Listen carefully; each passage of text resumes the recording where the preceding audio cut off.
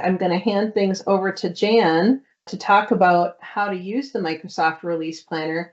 We thought it would be a good idea to show you guys where we go for this information, first of all, and some of the best tips and tricks to be able to find information on the Microsoft Release Planner as you're doing your own due diligence about what's coming up in new releases. Welcome to how to use the Microsoft Release Planner. In this short demo, I'm going to focus on showing you how to view the Business Central release plans. But keep in mind that there are a number of other release plans you can view in the Release Planner, such as Power Platform and various Dynamics 365 topics. Okay, let's get started. To view Microsoft Release Planner, we'll first go to releaseplans.microsoft.com, and then we'll log in the top right of the screen. Once you've logged in, you can select Dynamics 365 from the left menu, and then select Business Central. Up at the top, you'll see two tabs, one called All Release Plans and another called My Release Plans. All release plans are categorized into three different topics: Planned, Coming Soon, and Try Now. Planned are features included in upcoming release plans. Coming Soon are the features available in the current month. And finally, Try Now are the features that have recently been released.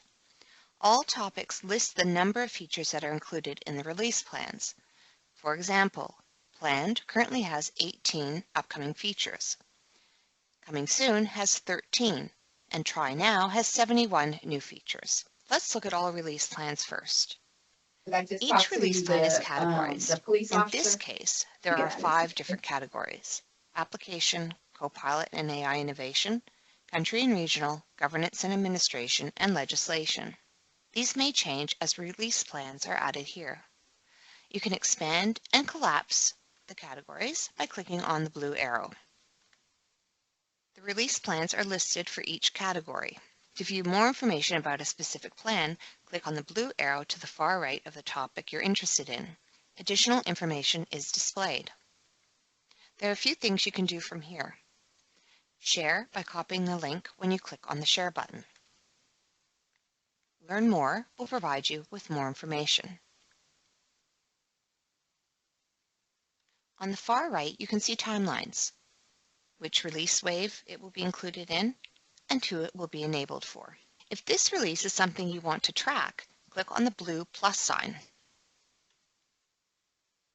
You're prompted to confirm that you want to add this feature to your release plan. Click on the Add button. The trash bin icon indicates that the release plan has been added to your plans. You can use this icon to remove it from your release plan. To view your release plans, begin by clicking on My Release Plans. What you'll see right away is that we have no results, and this is because we also have to choose the category for the release plan that we've saved here.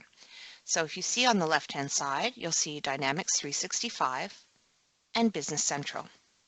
Once we select that, you'll now see the release plan that I've added to My Release Plans. If you decide that this isn't a release plan that you want in your release plans, you can simply click on the red trash bin. To go back to All Release Plans, we'll once again click on the All Release Plans tab at the top. And again, what you need to make sure is that you actually select Business Central from the list. This will ensure that you're looking at the correct release plans. If we click on Coming Soon, you can see that there are a number of different items here. So now, rather than just having 5 categories, we have 7. And you'll see that one of them is in My Release Plans, which is indicated by the red trash bin icon. Clicking on Try Now also shows you a different list of categories. So here we have 10. Again, clicking on the arrow will expand that particular category.